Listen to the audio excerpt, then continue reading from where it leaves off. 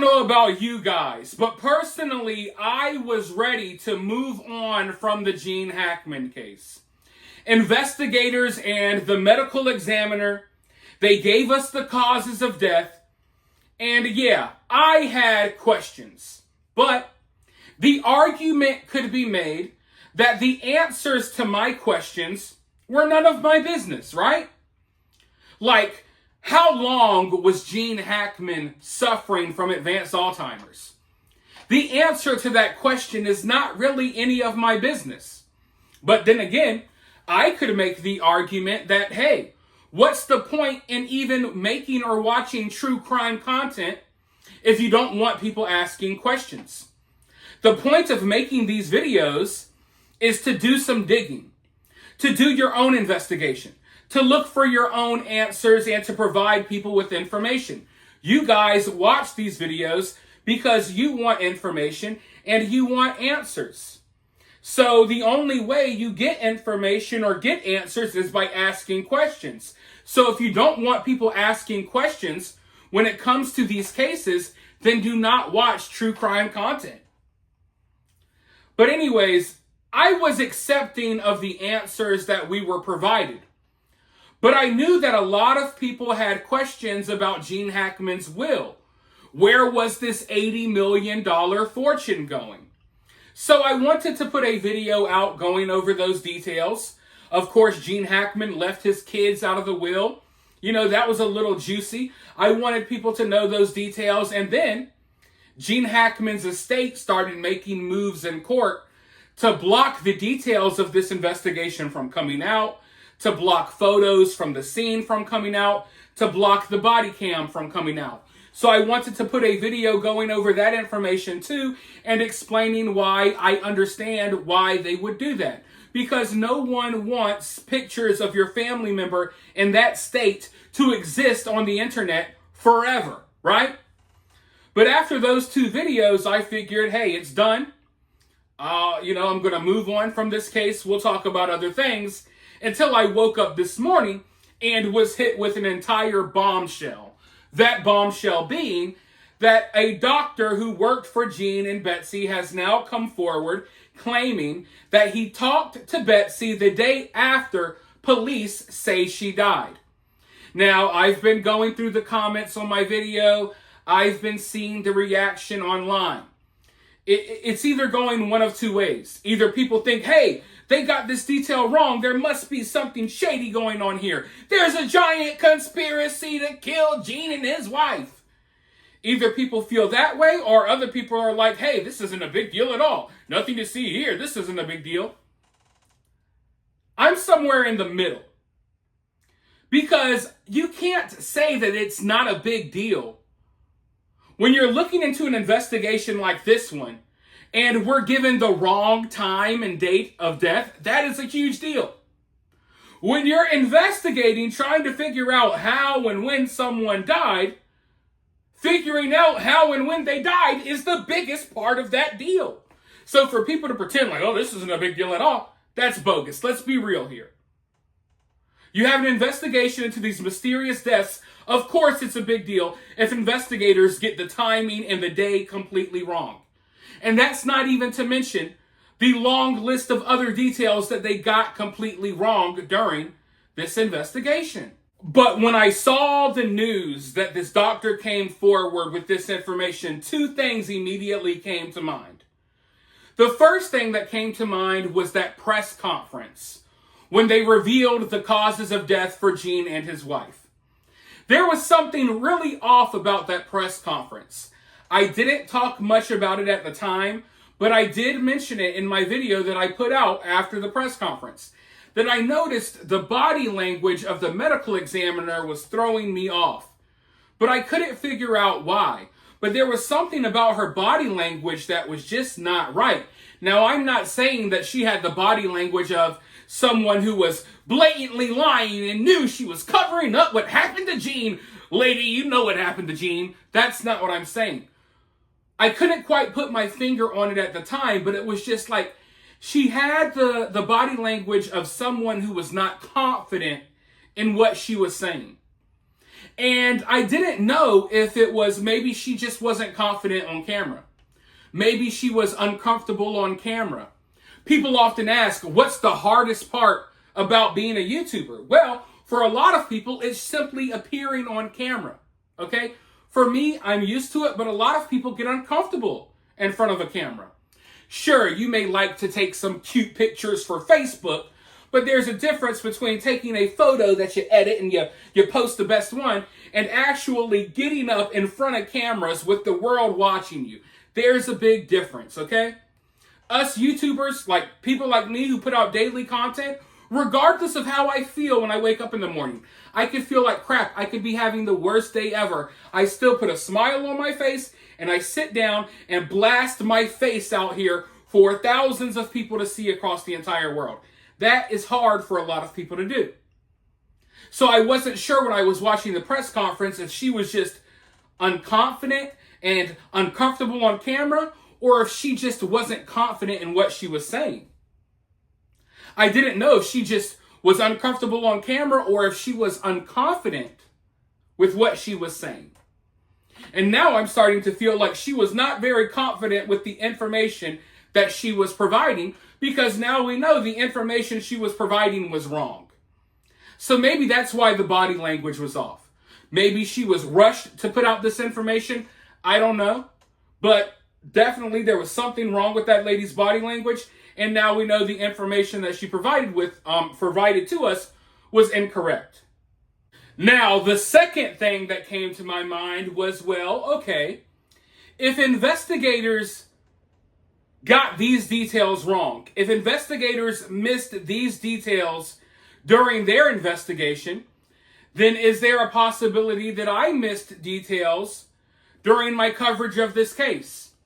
During my research into this case, are there things that I missed? Are there huge red flags that I somehow missed? Because if the investigators, whose job it is, who get paid to investigate this case, if they can miss all of these details and get all of this wrong, then surely I could have missed out on some things too. Surely I could have gotten some things wrong. Now, over the past couple of weeks, I have read up on so much information when it comes to Jean and Betsy. Most of the information I don't even talk about in these videos because it's not really relevant to the case. But I've been digging. I've been looking around. I've read tons of articles. I've, read interviews with people who knew them. We've gone over a lot of it here, but like I said, there's a lot of it that I haven't gone over. And there's some things that kind of stuck out to me, but I didn't want to read too much into it at the time because, the causes of death were already given. I didn't want to cause more speculation and more mystery. But now, here we are. I have no control. Ladies and gentlemen, those of you watching this video, some of you are probably getting upset, Lord knows why. I am not in control of this investigation. It is not my fault that the investigators got this stuff wrong. It's not my fault that they missed these details. I have nothing to do with Jean and Betsy's doctor coming out and saying, hey, the investigators were wrong. I talked to Betsy after they said she died. None of that is my fault. I'm just here to relay this information to you all. And now, in retrospect, I'm looking back at certain things that are kind of like red flags that maybe I should have focused a little bit more on. For example, one of Jean's friends, his business partner, he's come out over the past couple of days, and I don't want to say he's blatantly blaming Betsy for Jean's death, because he's not directly blaming her for his death. But he's kind of saying that, hey, the way Betsy had been acting lately, maybe that's why, no one found Jean. Maybe that's why Jean was laying there on the ground for Lord knows how long. That's why no one went to check up on Jean and Betsy. So he's not saying that Betsy killed Jean, but he's saying Betsy's actions and the way she was acting in the months leading up to their deaths, that maybe the way she was acting and how reclusive she was, maybe that's why Jean didn't get the help that he could have gotten earlier. Because maybe Jean would still be with us if Jean had people in the house that were taking care of him and could have found out about this emergency, before we did. I want to go ahead and go over this information, though. A new theory about Hollywood actor Gene Hackman and his wife Betsy's tragic death has emerged after they were found dead in their Santa Fe home on February 26th. While their causes of death have emerged, with Hackman being confirmed to have advanced dementia. See, they say dementia, Alzheimer's, which is it? It's like they can't even get this right. Dementia, Alzheimer's, they definitely said advanced Alzheimer's. But let's just go forward. A friend has shared their theory about their deaths. Hackman's business partner and friend of more than 2 decades, Tom Allen, says, "I don't think she allowed anybody in the house, especially in the last 6 months. But she was little. If he fell, she would have a hard time lifting him up." Allen added that Betsy was so controlling over struggling Gene that she kept him isolated. Even though their huge $80 million fortune meant they could have afforded 24-hour live-in care to help shoulder the burden, he said she was going to do everything to protect him until he passed away. But she didn't expect to pass away first. If Betsy's absolute goal of privacy ended up not being helpful at all, he added that the former classical pianist was determined to do everything herself, a mistake that could have proven fatal. Allen's theory is that Betsy's determination to protect her husband may have inadvertently caused her dear husband's demise, as he didn't stand a chance at survival following her death. Another friend of Gene Hackman has spoken out, and he agrees with Allen's theory, as they added that their huge Santa Fe home was a mess, they said. The inside of the house was shocking. They didn't have a housekeeper or a maid, so it had beautiful things, furniture and paintings, but there was dog poop on the floor. Some of the poop had been there for a while, and it was covered in newspaper. The inside of the house was bad. Nothing had been dusted. There was nothing in the fridge. The presence of the feces in the house may explain the presence of hantavirus, which is a rat-borne virus spread through contact with rodents like rats and mice, especially when exposed to their urine, droppings, and saliva. So, people who were close to Gene and his wife, friends of Gene, business partners of Gene, they all say that within the last few months that they were here, that they became extremely private, extremely isolated. They isolated themselves from everyone. And we've heard this from other people as well. Betsy stopped calling her mother, who had dementia. Last time she called her mom was in October. She stopped communicating with her family. Gene wasn't in communication with his family either. Friends that they had hung out with in the past, they were no longer hanging out with. Business partners weren't even allowed to come see Gene in his home anymore. And we were all wondering from day one, we were all thinking, hey, Gene's got this money. Obviously, Gene's got nurses. Gene's got maids. Gene's got all of these people that are probably helping around the house, that are probably helping take care of him. Well, it's confirmed now for a fact none of that was true. Yeah, he had all the money, but Betsy simply wouldn't allow it. Betsy wanted to do things herself. She didn't want a maid. She didn't want a housekeeper. She didn't want any of that. Now, before I go forward, I want to make myself clear. I am not here to judge Betsy. I'm not here to judge the care that she gave her husband. I'm not here to do any of that. Okay? I want to make myself clear here. Sure, maybe their house was dirty, whatever. I'm not here to judge. What I'm here to question is, did something happen within the last few months that made Betsy afraid? That made Betsy feel like she didn't want people at her house anymore? That made Betsy feel like she didn't want many people coming in contact with Gene anymore? Like, is this how Betsy was? Is this just how she was? If so, I'm not trying to judge. But is there something that made her this way?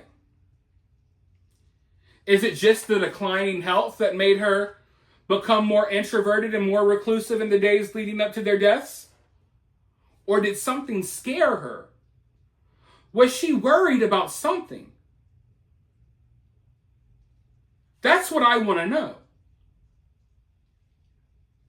Why did you 6 or 7 months ago, however long ago, why did you make the decision that, oh, no one's coming to my house anymore? None of that. No one can really come near Jean anymore. We don't want any help. It makes you wonder. It makes you think that maybe they had some type of bad experience with someone. Maybe they had some sort of negative experience with someone, and that's why they kind of cut off the outside world.